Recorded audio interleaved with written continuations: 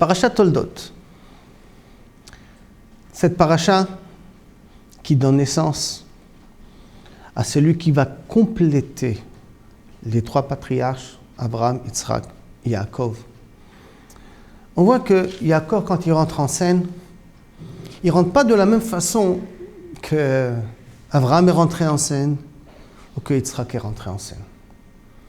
Et donc, avec votre permission, on va essayer de voir ensemble quelques éléments peut-être un petit peu bizarres, si je peux me permettre à parler comme ça dans la paracha, qui nous demandent un petit peu à y réfléchir qu'est-ce qui se passe ici. Premièrement, Rivka ne tombe pas tout de suite enceinte. Elle a besoin qu'on prie pour elle. Elle prie pour elle aussi. Après 10 ans de tfilot, 10 ans de prière, comprenez qu'est-ce que ça veut dire quoi 10 ans de prière, elle tombe enceinte.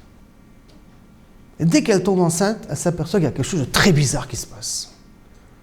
Ou elle va, l'enfant ou les enfants réagissent.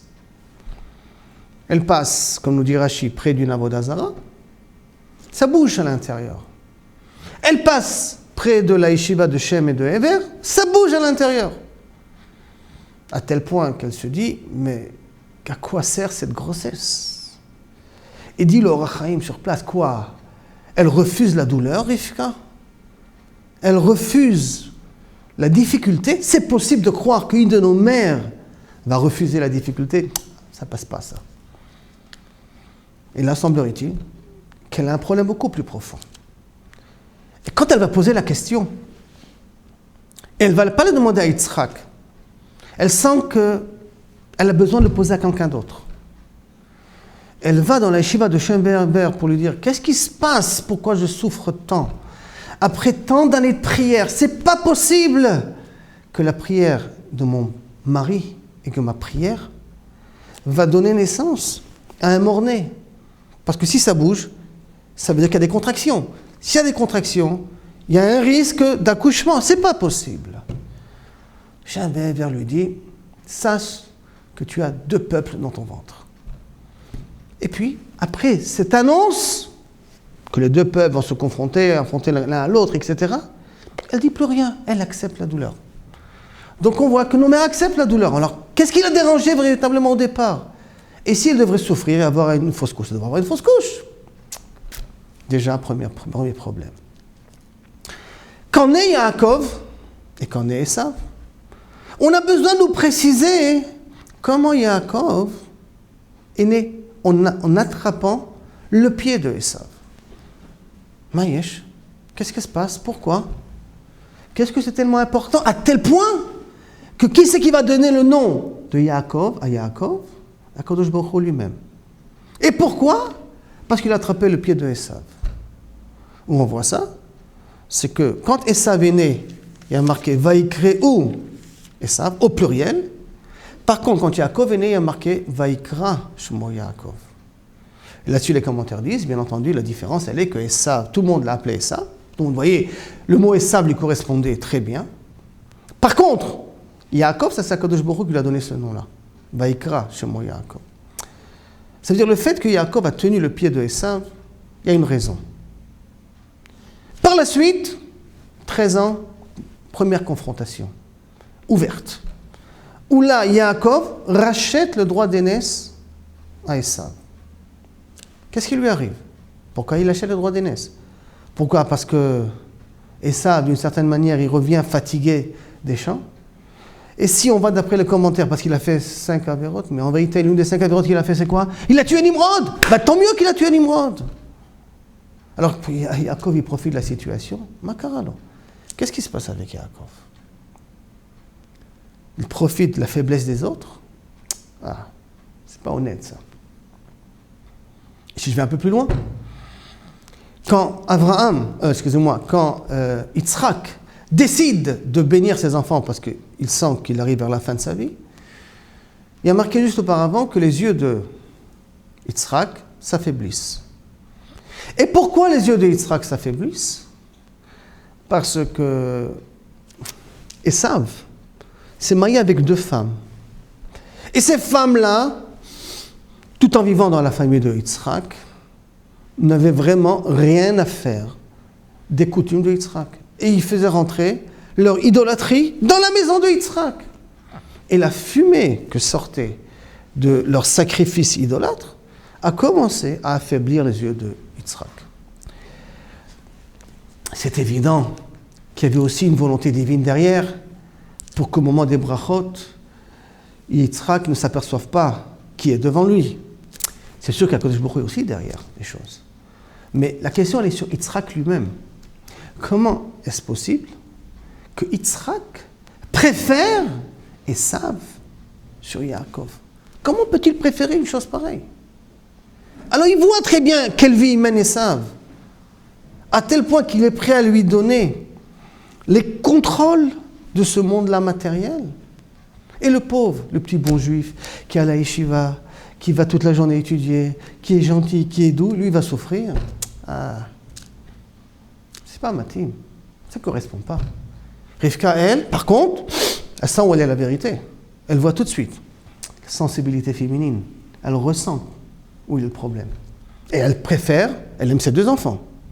D'ailleurs, elle le dira à la fin. Va Haran, de peur je vous perds, vous deux, le même jour. Ça veut dire qu'elle sent que Esav, c'est aussi Esav. Mais Vadaï, elle a une petite préférence à Yaakov, parce que Yaakov représente la vérité. Et quoi?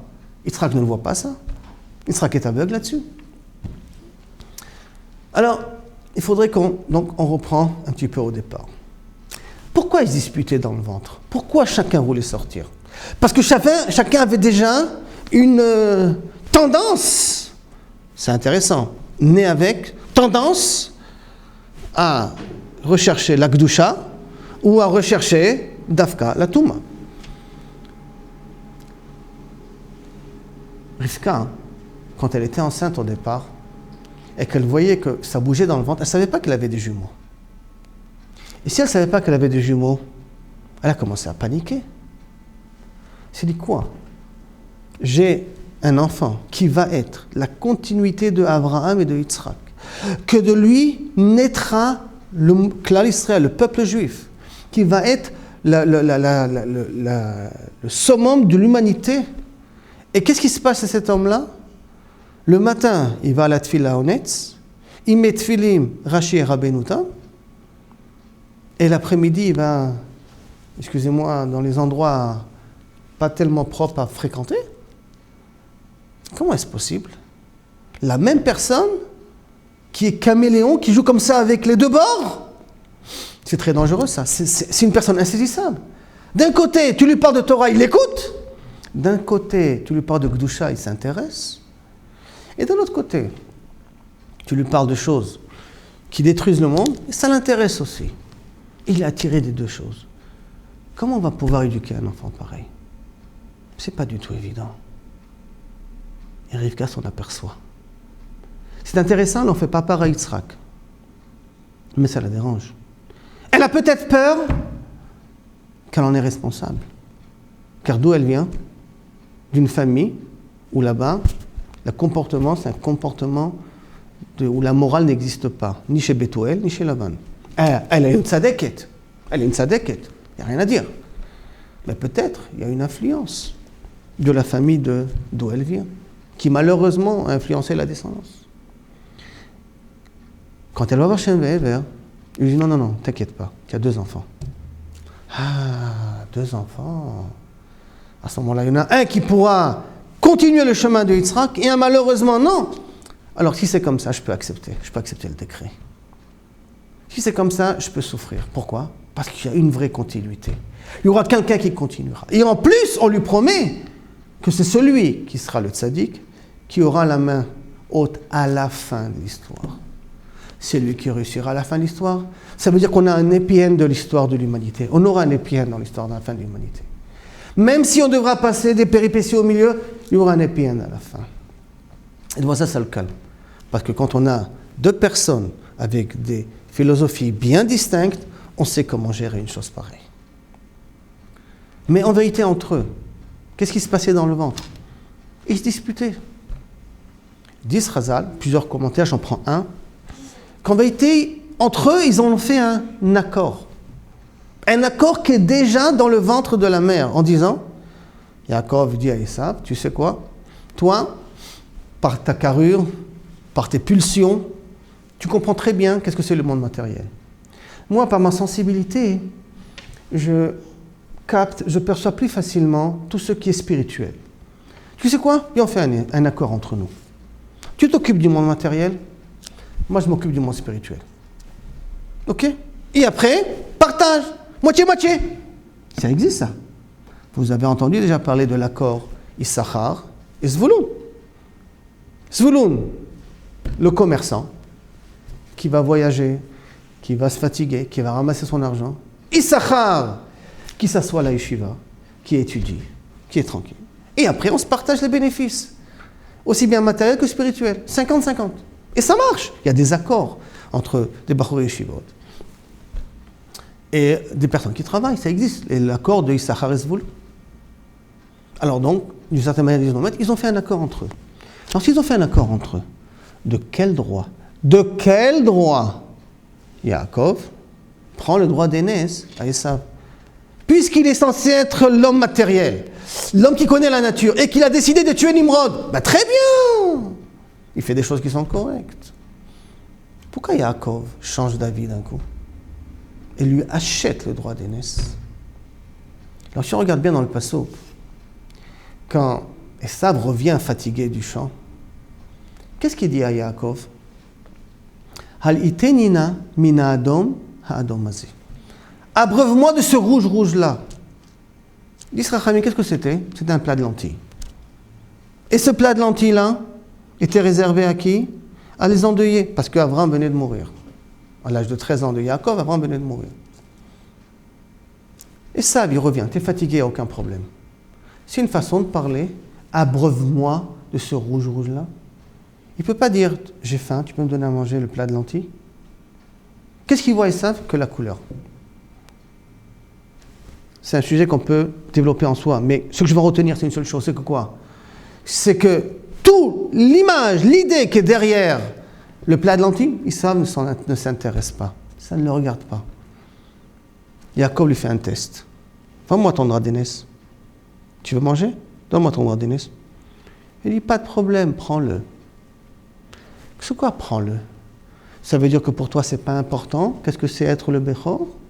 Ça veut dire que pour toi, tout ce que peut représenter le Bechor, tu n'as rien à faire. Alors, qu'est-ce qui va se passer avec notre accord qu'on a fait dans le ventre? Cet accord-là, il est caduque. Il n'y aura pas de suite. Il n'y aura pas de continuité. Ça veut dire que tu ne pourras pas le tenir, puisque quand tu as faim, tu vois rouge. Quand tu as faim, tu es nerveux. Quand ce n'est pas comme tu veux, tu ne réfléchis pas. Ouh là là, il y aura plusieurs fois dans l'histoire des événements où tu vas devoir voir rouge. Et alors, moi quoi? Tu vas me mettre de côté? Toute la Torah, tu vas m'effacer? Tu vas m'ignorer? Tu sais quoi? Vends-moi ton droit d'aînesse. Un représentant comme toi, le Bechor, représenter la relation entre Akadosh Baruch Hu et le monde, très dangereux. Et ça veut dire, prends, je m'en débarrasse. Qu'est-ce qu'il faut? Il faut travailler dans le Beth Amikdash? Laisse, je te passe. Je le donne. Il achète. Il comprend que c'est un danger pour l'humanité, ça. J'achète. Qu'est-ce qu'il y a marqué après? Vaïez, et ça, et ta Bechora. Tout de suite après, il m'a dit, tant mieux que je m'en suis débarrassé. Ça valait pas la peine. Ça veut dire que vraiment, pour tout ce que le côté, toute image spirituelle que peut exister, Esav n'en fait pas cas. Esav l'ignore. Ça veut dire que si d'un coup, un Yaakov, il vient parler, il vient enseigner, il transmettre certains moussards, personne ne fera de Esav, prendra en considération le moussard de Yaakov. C'est très dangereux, une chose pareille. Ça veut dire qu'on fait une séparation de la religion et de l'État. Séparation totale. Il y a les laïcs, il y a ces religieux là qui doivent se débrouiller tout seuls. C'est leur problème, ils veulent y croire, ils n'ont qu'à y croire. Mais nous, les laïcs, c'est nous qu'on gère. Un centime, on ne leur donnera pas. Ils veulent qu'ils doivent travailler, ces parasites-là. Séparation de la religion de l'État. Alors maintenant, il faut comprendre qu'est-ce qui se passe avec Abraham, avec Yitzhak. Qu'est-ce qui se passe à Yitzhak? Comment ça se fait que Yitzhak, quand même, préfère? Et ça, puisque juste auparavant, il a senti, Yitzhak, que Esav se comporte mal. Si vous regardez bien, Yitzhak a un problème. Vous vous rappelez que lorsqu'Israël est né, il était obligé de se confronter avec Ishmaël. Ishmaël faisait des expériences sur Yitzhak jusqu'à que Sarah demande à Abraham de se débarrasser de Ishmaël. Mais d'une certaine manière, Yitzhak était en danger. Deuxièmement, remontons un petit peu dans l'histoire. L'homme, Adam Arishon, premier homme, il met au monde 2 enfants. Et qu'est-ce qui se passe? Première guerre mondiale. Et qui c'est qui gagne? Le bon ou le méchant? Qu'est-ce qui gagne? Le bon ou le méchant? Le méchant qui gagne. C'est Caïn qui gagne. Ça veut dire que dans ce monde matériel, après la faute d'Adam Arishon, malheureusement, on est continuellement confronté à un problème d'agressivité. Alors, si on est confronté à un problème d'agressivité, si on a affaire à une personne qui est âme, simple, gentil, doux, qui va se faire manger dans le monde, il n'aura pas sa place. On ne va même pas le compter. Or, c'est un monde matériel, il faut vivre. Donc, ce Yaakov a besoin d'une protection. Qui de mieux est compétent pour protéger un Ben Torah? Celui qui sait manier les armes, celui qui sait faire de l'argent, celui qui sait construire le monde matériel. Et qu'est-ce qu'il y a de plus compétent que Esav? Ah, vous allez me dire, mais quand même, Avodah Zara. Mais Esav était un petit peu intelligent, non? Vous connaissez le fameux Midrash qui dit que, même Rashi le ramène, qui lui posait des questions à Yitzhak en lui disant, dis-moi, papa, comment on prend le maaser du sel? Comment on prend le maaser de la paille? Drôle de question, non? Ni le maaser il faut prendre au sel, ni le maaser il faut prendre à la paille. Quoi? Et s'il n'y est que ça, Yitzhak qui ne comprend pas que ce sont des questions bêtes. Non, non, Rabotai, ce ne sont pas des questions bêtes. Esav connaît très bien quelle est sa situation. Mais il sait aussi, par le kavod qu'il donne à son père, comment attraper son père. Réfléchissons un petit peu, qu'est-ce que c'est le sel? Ou qu'est-ce que c'est la paille? C'est la même chose. Le sel, qu'est-ce que c'est? Un plat, pour qu'il soit bon, il faut mettre un petit peu de sel. Une petite pincée de sel comme ça. Quand on fait du pain, pour que tous les ingrédients s'accrochent bien, il faut une petite pincée de sel. Ce n'est pas l'essentiel. Mais sans ça, ça manque. Sans ça, ça ne tient pas. Les ingrédients ne se collent pas comme il faut. Ça ne donne pas le vrai goût du pain qu'on a besoin. Le plat n'est pas parfait comme il faut. Donc le sel est nécessaire. Parce qu'il aide à l'aliment d'être parfait. Viens dire ça à Yitzhak. Tu sais, je sais que je suis un tordu. Bon, je suis trop lié au monde matériel. Mais au moins, on peut me considérer comme du sel. On peut me considérer comme de la paille qui protège les grains de blé pour que ça puisse tenir longtemps, ou qui peut être la nourriture des animaux. Je peux avoir au moins une petite parcelle comme ça. Une petite parcelle comme ça, une petite part, je peux en avoir. Donc ça veut dire quoi? Il dit à Yitzhak, je suis prêt à être le protecteur de Yaakov. Mais ce que Yitzhak ne sait pas, ce que Esav, malheureusement, il joue le jeu. Qui c'est qui s'aperçoit que Esav joue le jeu? Bien entendu, la mère, la femme. Elle comprend. Elle comprend l'ironie, elle comprend le jeu de son fils, elle sait exactement qui est son fils. Parce qu'entre nous, qui c'est qui connaît vraiment les enfants? C'est le mari ou la femme? C'est la femme. On a déjà vu ça dans la paracha précédente, avec Sarah, Ishmaël et Abraham. C'est elle qui demande à Abraham de jeter Ishmaël, parce qu'Abraham ne voit rien. Donc les femmes ont cette sensibilité, elles voient la vérité. Yitzhak espérait que peut-être, Esav va protéger Yaakov, et donc indirectement on évitera le problème qu'il y a eu au moment de la création entre Caïn et Abel. On évitera le problème qu'il y a eu entre Yitzhak et Ishmaël, on a été obligé de renvoyer Ishmaël. Puisque Esav est prêt à coopérer, que je sois comme du sel et comme de la paille. Malheureusement, la vérité, quand je la connais, et Sarah aussi, Rivka aussi la connaît. Alors, si c'est comme ça, pourquoi Bassov, à la fin de compte, quand Yaakov prend les brachot aussi, il dit Gam Baruchi, il accepte de lui donner la bracha. Parce que qu'est-ce qu'il s'aperçoit qu'en fin de compte? Que Yaakov, s'il veut, il peut être comme Esav. Il suffit qu'on lui demande. Il peut être comme Esav. Mais d'où Yaakov a eu cette force, cette puissance de pouvoir ressembler à Esav quand il faut ressembler à Esav? Rappelons-nous le nom qu'on a donné à Yaakov. Quand Yaakov il sort, il tient le pied de Esav. Et explique certains mefarshim, certains commentateurs, qu'au moment où il tient le pied de Esav, à ce moment-là, il capte l'énergie de Esav et il apprend à être comme Esav quand on a besoin d'être comme Esav. Quand on a besoin de pouvoir protéger nos biens, on saura s'exprimer. Et à ce moment-là, même la bracha de ce monde appartient automatiquement aussi à Yaakov. Pourquoi?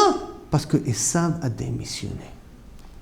Parce que Esav a rompu le contrat. Parce que Esav est un égoïste. D'où nous savons que c'est un égoïste? Qu'est-ce qu'il dit Esav après qu'il s'est aperçu qu'on lui a pris le droit de même la bracha? Il dit, je vais attendre la mort de mon père et après je vais tuer Yaakov. Et disent nos commentateurs, pourquoi il va après directement chez Ishmaël? Mais malheureusement, Ishmaël meurt et donc le contrat n'arrive pas à se faire. Il se dit, écoute, je vais voir Ishmaël, je vais attendre que mon père il meure, c'est déjà trop tard. Ouf, ça va être trop long. Je vais voir Ishmaël, je vais faire un accord avec lui, je vais lui dire d'aller tuer Yitzhak, je vais après me venger, et comme ça je vais pouvoir tuer après Yaakov. Ah putain, de quel droit tu fais une chose pareille? Pourtant, c'est l'homme, la personne qui a été honoré son père comme personne d'autre n'a honoré. Mais dès que chaque tous son intérêt personnel, il voit rouge. Quitte à ce qu'il est même prêt à tuer son père. Il a un problème de conscience. Il ne peut pas tuer Yaakov pendant que son père est encore vivant. Oh ben, il va trouver un système, il va demander à l'oncle Ishmaël, il va s'en occuper avec lui. C'est lui qui va s'occuper de pouvoir tuer Yitzhak. Pourquoi? Parce que Esav a démissionné du contrat qu'il a fait avec Yaakov. Mais ça ne veut pas dire que le contrat n'existe pas. Le contrat existe et existera dans le futur et a déjà existé dans le futur. Comme dit Rashi, qu'en fin de compte, le contrat prendra une vraie forme pendant que Rabbeinu Anassi, Rabbi Yehuda Anassi et Antoninos, ils font un accord entre eux. Que Rabbi Yehuda, c'est lui qui gère les côtés spirituels et Antoninos l'aide financièrement, le protège, qui est un futur César, mais qu'à la fin de sa vie, qu'est-ce que fait Antoninos?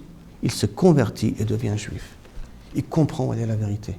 Il joue son rôle d'Esav pour en fin de compte passer dans le côté positif et devenir aussi comme Yaakov. Ça veut dire que ce contrat-là, qui a été dans le ventre, se réalisera. Mais malheureusement, il ne peut pas commencer avec Esav. Parce que Esav, à son niveau à lui, c'est un égoïste. Et là, d'une certaine manière, on voit tout ce qui se passera dans l'histoire. Les conflits qu'on aura continuellement entre les juifs et les non-juifs. Les difficultés, les affrontements où on traitera les juifs, oui, c'est à cause de toi, c'est à cause de toi, c'est à cause de toi.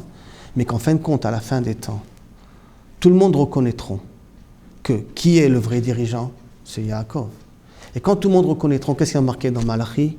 Que les goïms iront vers Yaakov. Les goïms iront vers les enfants de Yaakov. Chacun attrapera les 4 tzitziot de Yaakov et dira « Enseigne-nous la Torah ». Et chose encore beaucoup plus bizarre, c'est quand on fait un petit calcul statistique du nombre de convertis qu'il y a dans le monde, il y a plus de convertis de la descendance de Esav que de la descendance de Ishmaël. Pourquoi? Parce qu'il y a eu un contrat au départ. C'est qu'en fin de compte, Esav aura un tikkun. Mais ça passera par des grandes difficultés, par des grands événements. Ce qui nous reste à espérer, c'est que le Mashiach ben David arrive le plus vite, sans avoir besoin de passer par la guerre. Et que peut-être, à ce moment-là, Esav reprendra sa place, de s'occuper du monde matériel, comme dit le Rambam, et de nous, de pouvoir s'asseoir et étudier, et qu'ensemble, on arrivera à faire ce qu'on appelle Dira Batartonim, un domaine à Kadosh Baruch Hu en bas, comme il a voulu au départ. Que ça se réalise le plus vite. Amen. Ken Yeh Ratzon. Merci.